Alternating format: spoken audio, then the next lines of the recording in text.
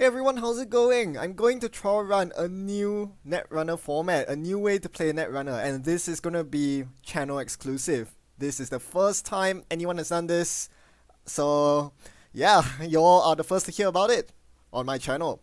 This is called ANR Bingo, or Android Netrunner Bingo, and it's derived from one of my earlier series. If you all have been with me for a while, you know that around a year ago I've been doing the Hidden Objective series, where I attempt, instead of winning the game, I attempt to accomplish a certain goal. For example, in this video, I attempt to accrue 100 credits.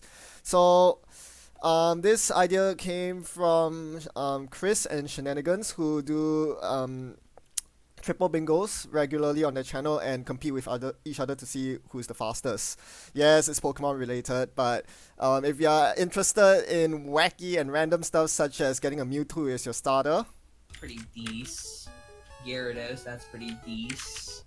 Mewtwo. I don't know, man. Actually don't know what to pick. I'm gonna take the Mewtwo. be sure to check out their channel. It's pretty funny. But anyway, in our case, we're not going to do Pokemon. We're going to do Netrunner Bingo. So here's how it works.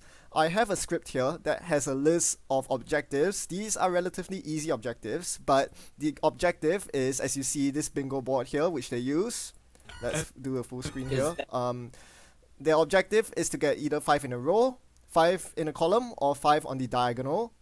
And yeah, accomplish each of the objectives in each of the row, column, or diagonal squares. So we want to do that in as few games as possible. So let's take a look at a sample bingo list. As I said, I came up with a script to randomize these objectives so that we get a different set of objectives every time we run this. So let's give it a go here. Alright, so here's a sample bingo list. So you can see these objectives here. One thing you'll know about, okay, so the one that I'm doing right now is a corp side bingo. So all these goals are for the corp side, and you'll only be playing corp decks. You can change decks as you go along during the bingo game, and you probably will have to. But yeah, the objective is to, like, for example, get 5 in a row in as few games as possible. And you'll notice that the objectives are generally very general, in the sense that you don't have to play very specific decks in order to accomplish them. Any deck can get up to 42 credits, any deck can score 8 agenda points, any deck can... Well, not all decks can flatline, but it's a very generic goal. I don't explicitly specify it must be a brain damage flatline, for example. So this really puts the focus on good play and maneuvering your way around the game rather than building a deck that specifically accomplishes objectives. You'll also notice that a lot of these objectives are have a lot of interaction with the runner. I do not like objectives that encourage solitaire play. So, you know, something, you know, if objectives encourage you to play decks like CI, for example, to have a lot of amass a lot of cards in hand, I think that's not very good design. So you see certain boxes such as this one. You have to trash a runner current by scoring an agenda of your own. So yeah, it really encourages you to, you know, encourage the runner to play a current of their own and then find a way to get rid of the current by scoring agendas. I want this sort of interaction between corp and runner. So yeah, another one you can see that this is a good example of that as well.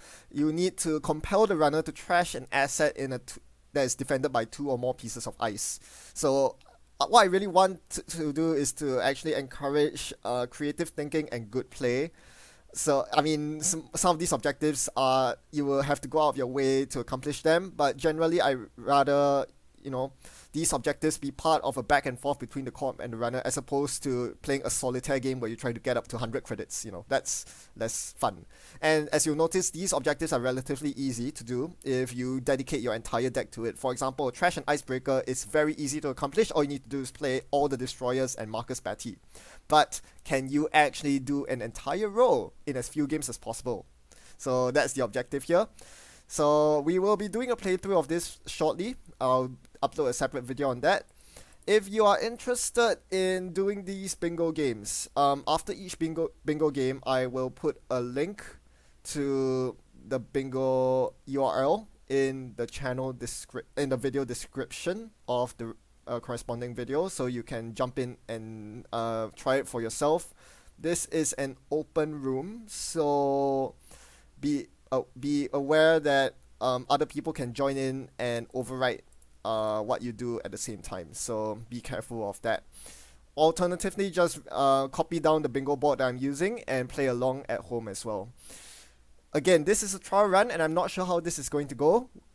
I myself am curious to find out. We can only do so when we actually play our very first bingo game, which will come up in the next video. So stay tuned for that. In the meantime, as always, thanks for watching and happy net running. I'll see you in the next video.